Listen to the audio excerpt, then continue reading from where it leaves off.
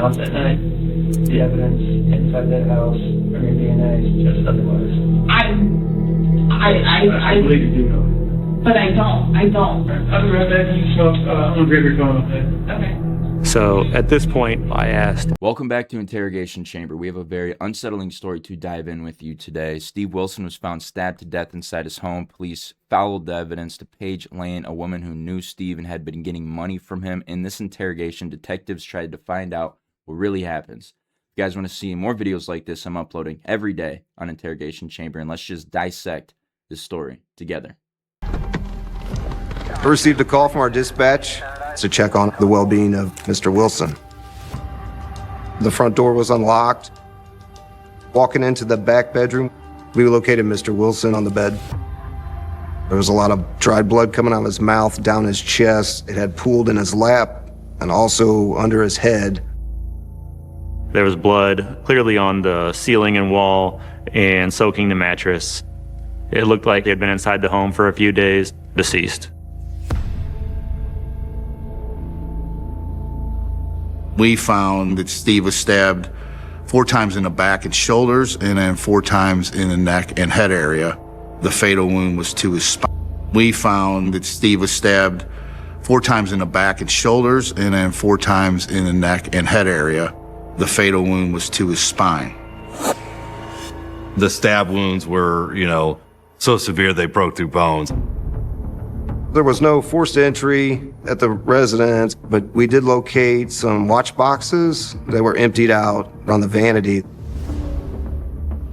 I noticed that all of the cigarette butts were white Marlboro cigarette butts, but when I opened the lid to the ashtray and the cup holder, there was one brown, cool cigarette butt. I believe that it had to have been recent.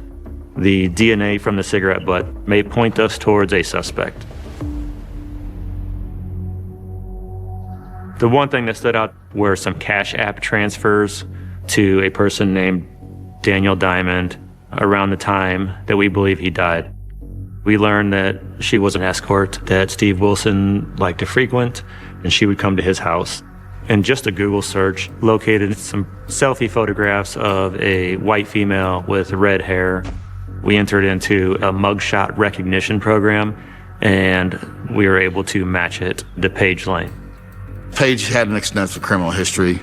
She was an escort, and she frequents hotels around St. Louis County area.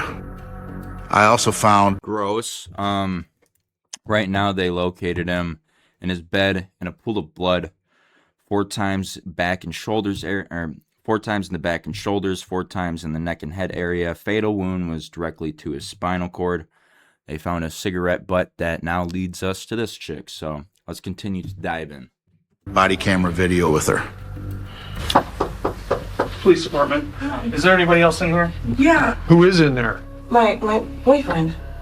There was a black male in the room with her with the name of Sidney Bias. You have a probation violation. We got to give you a new court date. And I know you're also soliciting. Sidney Bias had an extensive criminal history of violence and drug-related offenses. He was a documented gang member with Gangster Disciples, and he goes by the name of King. We believe that he was Paige Lane's pimp. A mile away from Stephen Wilson's house in Wentzville, Paige was seen at the gas station. When the tags were ran, we came up with the name of Sidney Bias as the owner of the vehicle. We discovered she had purchased a pack of cigarettes. We recognized immediately that the cigarettes that were recovered on scene matched the same pack of cigarettes that she had just purchased. Shortly after that, we found a text message from her to an unknown number stating, "I'm going to kill him." The DNA was a match to Paige Lane. We put all manpower into locating her. We found Steve had text conversations with Paige Lane to the fact that he had given her money to help out with her children. I think he almost thought that they were like boyfriend and girlfriend. But in the recent weeks, Steve Wilson seemed pretty upset. He accused her of leading him on to gain more money from him. And then shortly after that, we had messages sent by Steve asking other people to post negative reviews on her escort ads between the two of them. That would definitely be a motive to kill Steve. Not only did she use him, she sucked his money dry and then murdered him. Police units converged on their vehicle, and we were able to take Sydney and Paige Lane into custody. This has something to do with solicitation or something? So what, man? It's a little bit more serious than solicitation. Okay. You know what's that right here?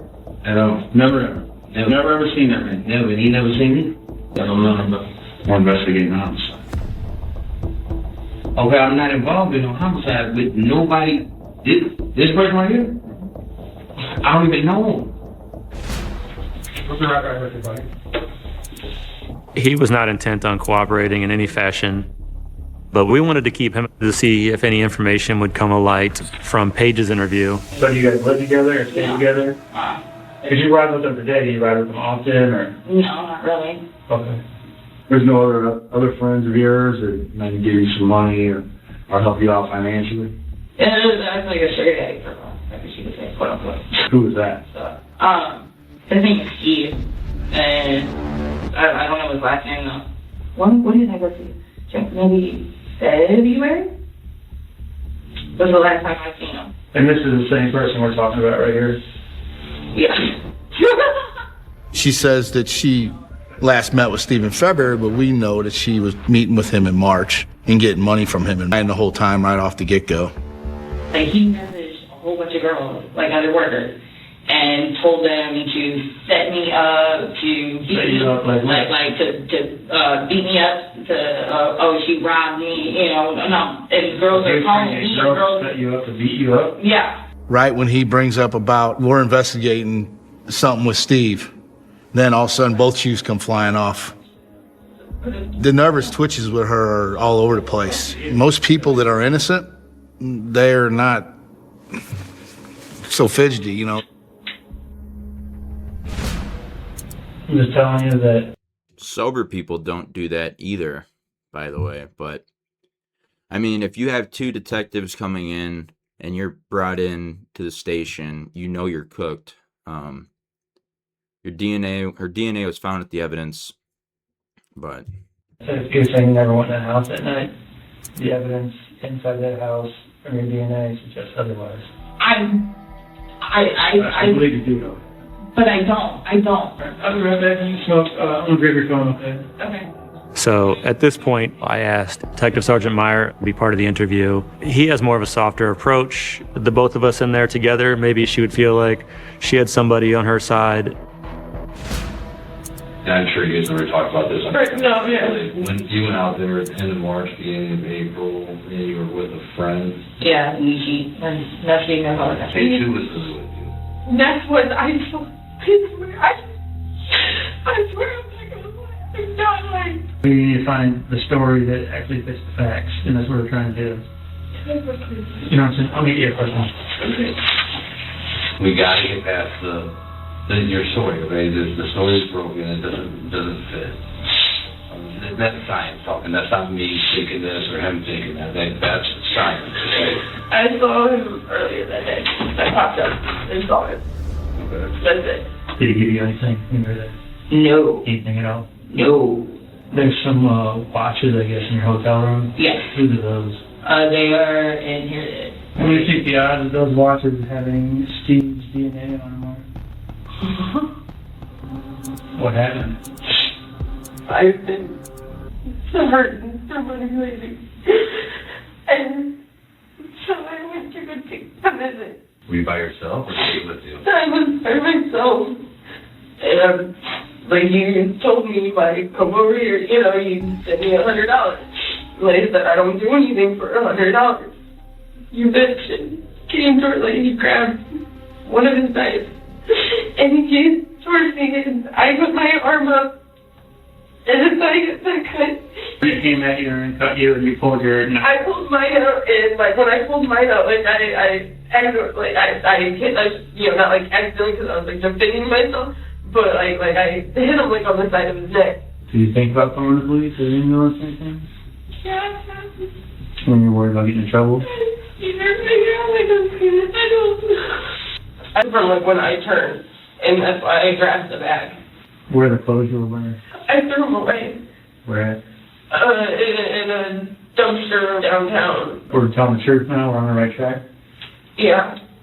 Like, King doesn't know. We were able to determine she acted alone. Cool Blue 100, please. Cool Blue. She took Mr. Wilson's life, and she's got to pay her time for that.